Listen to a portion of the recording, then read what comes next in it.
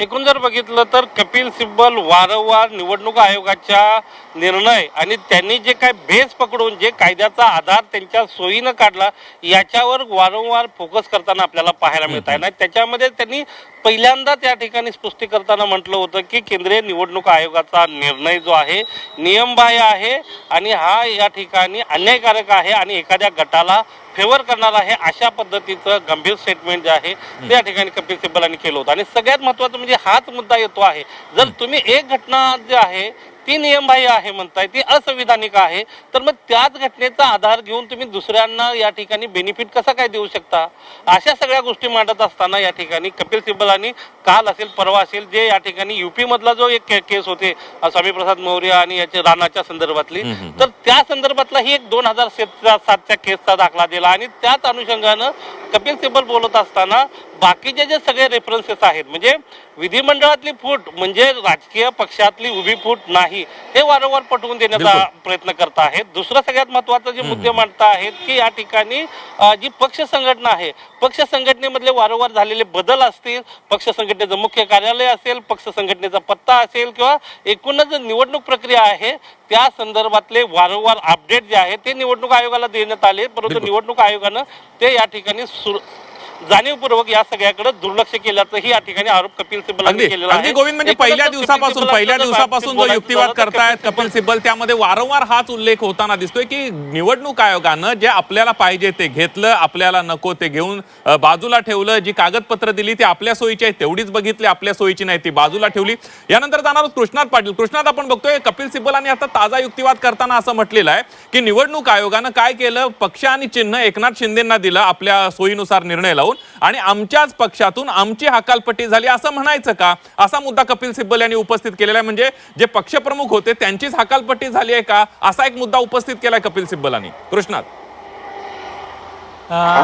बरोबर आहे संदीप, कारण यावेळी मुद्दा उपस्थित करताना कपिल सिब्बल यांनी सांगितले गेले की जेव्हा केंद्रीय निवडणूक आयोगाने निर्णय घेतला गेला तो अशा प्रकारचा निर्णय घेतला गेला की याचा अर्थ असाच होतोय की आमची हकालपट्टी ही आमच्याच पक्षातून झालेली आहे का असं म्हणता येईल का? असाच उलटा प्रश्न हा उपस्थित केला गेलेला आहे. आणि त्यामुळं आयोगाकडंच ज्या काही मुद्दे उपस्थित केले आयोगाने जे मुद्दे उपस्थित केले गेले आणि ज्या मुद्द्यांच्या आधारे शिवसेना पक्ष चिन्ह आणि त्याचबरोबर नाव हे शिवसेना शिंदेंना दिले गेले ते मुद्दे खोडून काढण्याचा प्रयत्न जो आहे तो कपिल सिब्बल यांच्याकडून होतोय. आणि यामध्ये आयोगाकडे सादर केलेली जी कागदपत्र आहेत ती आयोगानं पाहिली गेली नाहीच. उद्धव ठाकरे आणि आदित्य ठाकरे यांची देखील निवड ही सर्वांसमोर झालेली होती. या सर्व निवडीच्या संदर्भातली सर्व जे काही निर्णय आहेत ते निवडणूक आयोगाला सादर केले गेले होते आणि त्यामध्ये जे काही निवडून आलेले पदाधिकारी आहेत त्याचबरोबर नियुक्त केलेले पदाधिकारी आहेत या सर्वांची यादी दिली गेली होती. त्यामधले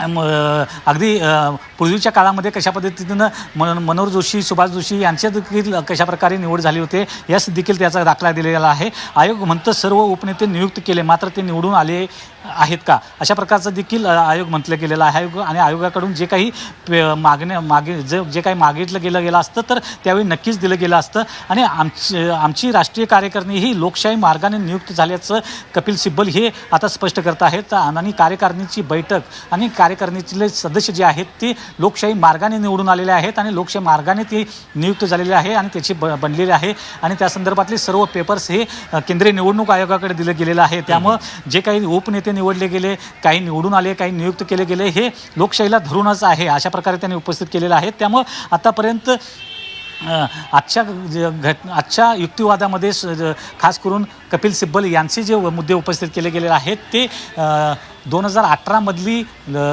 घटना जी आहे आणि त्याला धरून उपस्थित केले गेलेले जे प्रश्न आहेत खास करून कोर्टाकडून उपस्थित केले गेलेले प्रश्न आहेत ते समजावण्याचा प्रयत्न आहे, त्याचा खुलासा करण्याचा प्रयत्न जो आहे तो कपिल सिब्बल यांच्याकडून होतोय. आणि आयोगासमोर दिली गेलेली कागदपत्र असतील ती आयोगानं पाहिलीच नाहीत, त्याचा आधार न घेता थेट एकतर्फी निर्णय घेतला गेला. कोणतीही आमचे कागदपत्र पाहिली गेली नाही असं त्यांचं एक मत आहे. आणि आमच्या पक्षातून आमचीच हकालपट्टी केली गेली का असा एक प्रश्न त्यांनी यावेळी महत्त्वाचा उपस्थित केला आहे. अगदी गोविंदकडे जाऊया आपण. गोविंद, आपण बघतोय या सगळ्यामध्ये आता कृष्णांनी ज्या पद्धतीने माहिती दिली का कपिल सिब्बल जो मुद्दा उपस्थित करतायत, निवडणूक आयोगानं जे मागितलं ते आम्ही निवडणूक आयोगाला दिलं. मग सगळ्या घटना असतील आतापर्यंतच्या पक्ष घटनेमध्ये झालेल्या दुरुस्त्या असतील, प्रतिज्ञापत्र मागवली, राजकीय पक्षामध्ये फूट पडली का ते दाखवण्यासाठी जे मागितलं ते निवडणूक आयोगाने दिलं. मात्र आमची कागदपत्र, आमचा दस्तऐवज निवडणूक आयोगानं पाहिलाच नाही असा एक दावा कपिल सिब्बल यांनी केलेला आहे. फक्त विधिमंडळ पक्षातली फूट ग्राह्य धरली कारण ती सोयीची होती आणि अशा प्रकारचा निर्णय दिला. संदीप,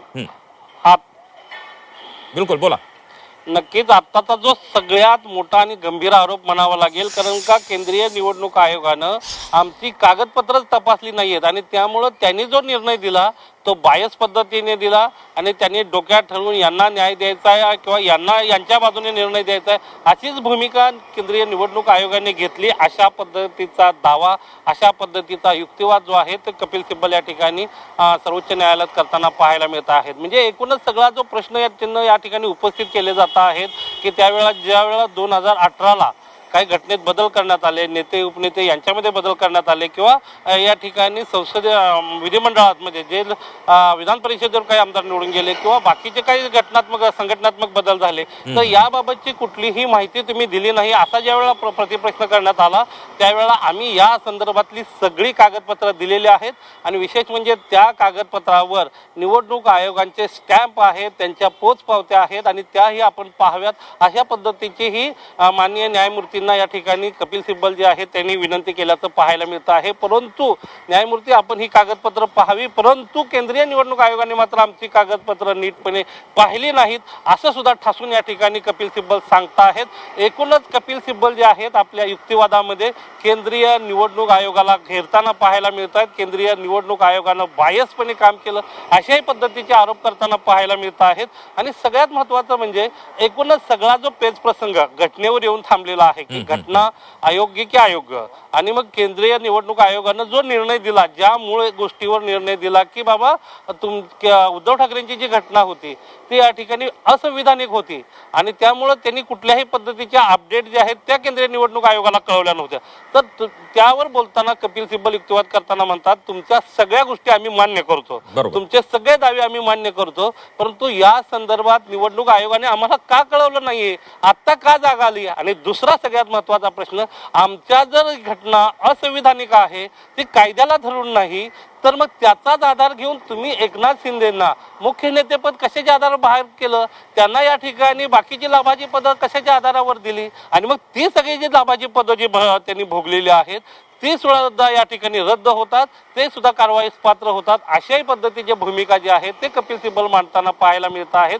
एकूणच या सगळ्याचा सेंटर पॉइंट जो आहे, केंद्रबिंदू जो आहे तो निवडणूक आहे, ज्या निवडणूक आयोगानं या सगळ्या बाबी तपासल्या नाहीत. म्हणजे एकूणच सगळे 1999ची घटना असेल, 2010ला जे या ठिकाणी जे दिलेले गाईडलाईन्स असतील किंवा 2018ची घटना असेल, या सगळ्या अनुषंगानं केंद्रीय निवडणूक आयोग जे आहे ते मात्र या ठिकाणी आता त्यांच्या कारकिर्दीवर आणि एकूणच निकालावर प्रश्नचिन्ह जे आहे ते या ठिकाणी कपिल सिब्बलांनी उपस्थित केलेलं आहे.